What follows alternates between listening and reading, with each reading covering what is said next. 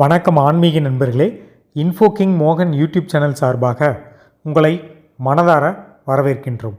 உலகத்தில் உள்ள அனைத்து தமிழ் உறவுகளுக்கும் நண்பர்களுக்கும் ஆன்மீக பக்தர்களுக்கும் இன்ஃபோ கிங் மோகன் யூடியூப் சேனல் சார்பாக உங்களை வரவேற்கின்றோம்.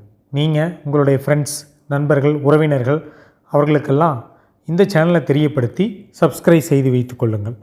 தினமும் ஒரு ஆன்மீக தகவல்கள் பகுதியில் இன்றைய தலைப்பு என்னென்னா, சித்ரா பௌர்ணமி பற்றி தெளிவாகவும் விளக்கமாகவும் பார்க்கலாம்.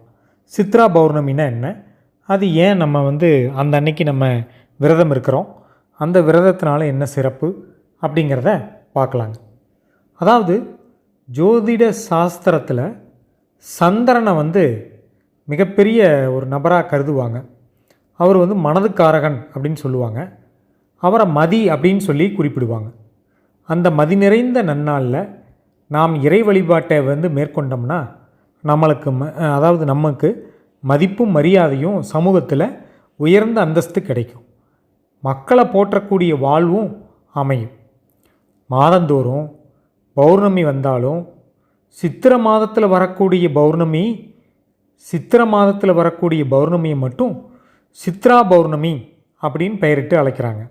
சித்ரா பௌர்ணமி பற்றி பார்க்கலாம்.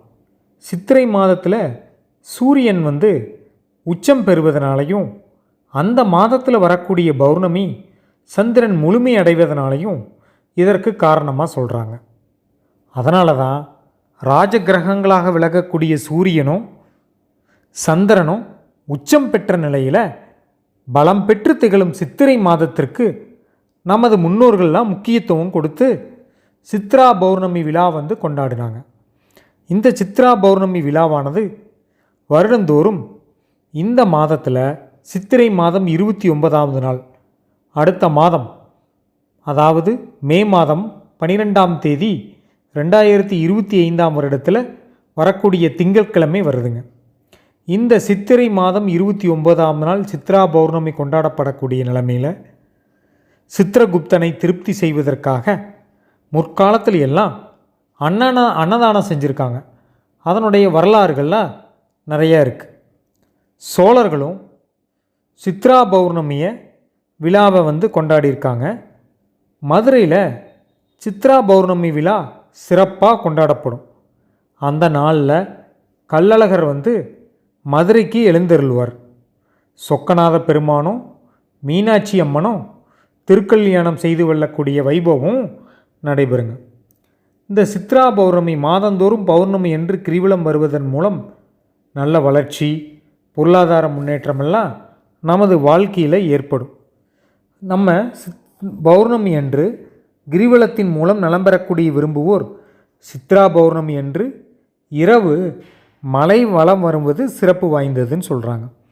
அன்றைய தினம் விரதம் இருந்து கடவுளாகிய சித்திரகுப்தனை வழிபட்டால் பாவ புண்ணியங்களை பதிந்து வைத்தபவர் சித்திரகுப்தன். அவர் நினைத்து வழிபட்டு வருங்காலங்களில் புண்ணியம் அதிகமாக நாம் என்ன செய்ய வேண்டும், பாவம் ஏதும் செய்யாமல் இருக்க வழி கொடுத்து இறைவா என்று பிரார்த்தித்து சித்ரா பௌர்ணமியை கொண்டாடுவது சிறப்பு.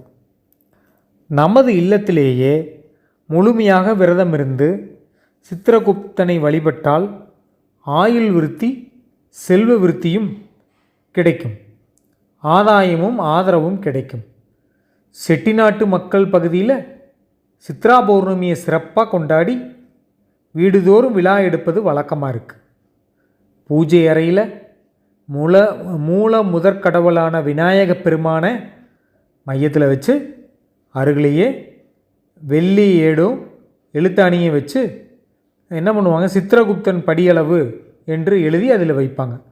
சித்திரகுப்தன் படியளவு அப்படின்னு சொல்லி எழுதி வைப்பாங்க.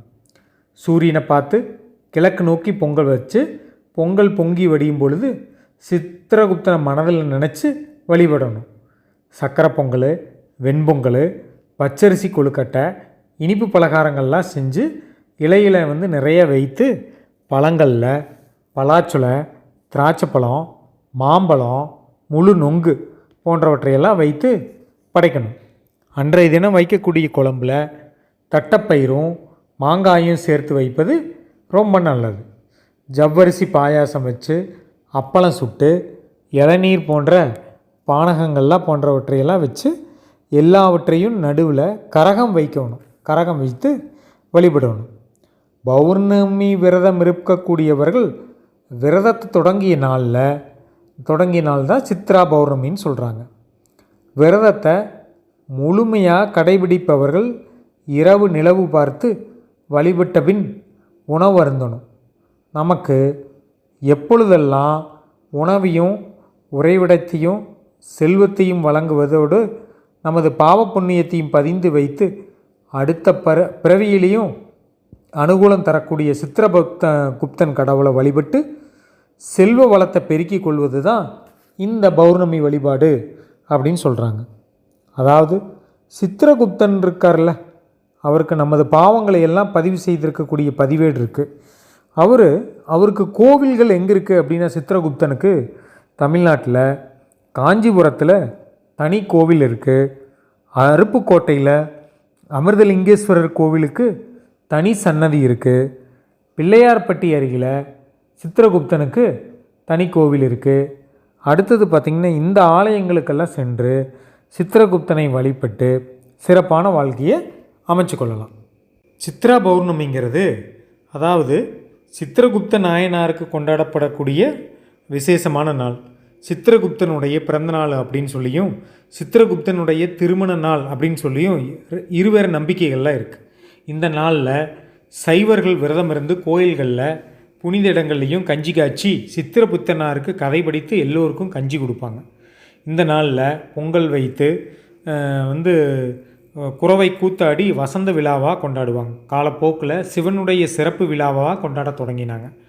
அதாவது தாய் உயிருடன் இல்லாத ஆண்கள் அனைவரும் காலையில் எழுந்து நீர்நிலைகளுக்கு சென்று நீராடி இறந்த தாயாரை நினைத்து தர்ப்பணம் பண்ணுவாங்க. அதாவது வீட்டின் பூசை அறையில் சித்திரகுப்தன் படியளவு எழுதி விநாயகர் படத்தில் வைப்பாங்க. கல்வெட்டுக்கள் எல்லாம் சித்ரா பௌர்ணமி விழாங்கிறது தமிழர்களிடையே கொண்டாடப்பட்டுள்ளதுக்கு பல கோயில்கள் காணப்படும் கல்வெட்டுகள் ஆதாரமாக இருக்குது. திருச்சிராப்பள்ளியில் நெடுங்காலநாதர் கோயில்லையும் திருச்சிராப்பள்ளி மலைக்கோட்டை விநாயகர் கோயில்லையும் கல்வெட்டுகள் இதை பற்றிய கல்வெட்டுகள் இருக்குது. அதாவது திருச்சிராப்பள்ளி மலைக்கோட்டை கோயில் உள்ள கல்வெட்டில் ராசராச சோழன் 10ஆம் ஆண்டு கல்வெட்டில் சித்ரா பௌர்ணமிக்கு அவர் நிபந்தம் கொடுத்து குறிப்பு இருக்குது. கோயில்களில் சிவாலயங்களில் இந்த விழா நடைபெறுது. மதுரை மீனாட்சி சுந்தரேஸ்வரர் கோயிலில் சித்ரா பௌர்ணமி விழா சிறப்பாக கொண்டாடப்படுது. இந்திரன் விருத்ராசுரன் விஸ்வரூபன் என்ற பெயரில் பிராமணர்களை கொன்றதுனால இங்குள்ள சிவனை சித்ரா பௌர்ணமியில் வழிபட்டு அப்பாவத்தனை நீக்குவதாக மதுரை தலபுராணம் கூறுது. சித்ரா பௌர்ணமி என்பது ஒவ்வொரு ஆண்டும் தமிழ் மாதம் சித்திரையில் நிகழும் பௌர்ணமி தினம்தான். இந்த பௌர்ணமி தினத்தை தான் சித்ரா பௌர்ணமி அப்படின்னு சொல்கிறாங்க. அதாவது அறிவியல் உண்மை என்ன காரணமாக இருக்குன்னா, இந்த நாளில் உறவினர்கள் நண்பர்களோடு நதிக்கரையில் உரையாடி பழங்காலம் தொட்டு வரக்கூடிய பழக்கமாக இருக்குது. புழுக்கத்தையும் வெயிலினுடைய உஷ்ணத்தையும் சமாளிக்க நீர்நிலைக்கு அருகில் மக்களை வரவழைக்கிறது தான் இந்த சித்ரா பௌர்ணமியினுடைய விஞ்ஞானபூர்வமான உண்மையான தகவலாக இருக்குது. தமிழ் மக்களுடைய உறவினர்கள் நண்பர்கள் புடைசூழ அமர்ந்து உரையாடி பாடி மகிழ்ந்து உண்பது தான் எல்லோருக்கும் பிடித்தமானதுன்னு சொல்கிறாங்க. அதாவது புராதன கதைகளின்படி மனிதர்களுடைய பாவ புண்ணியங்களை கணக்குகளை எழுதும் சித்திரகுப்தர் அவதரித்த நாளும் அந்த அன்னைக்கு தான் சித்ரா பௌர்ணமி அன்னைக்கு தான். அவன் சிவன் வடித்த சித்திரத்தை கொண்டு உருவாக்கப்பட்டதுனாலும் சித்திரை மாதத்தில் பிறந்ததுனாலும் சித்திரகுப்தன் அப்படின்னும் அழைக்கப்படுறார். நண்பர்களே, நாம் இன்று தெளிவான முறையில் சித்ரா பௌர்ணமியை பற்றி தெளிந்து கொண்டோம். நன்றி.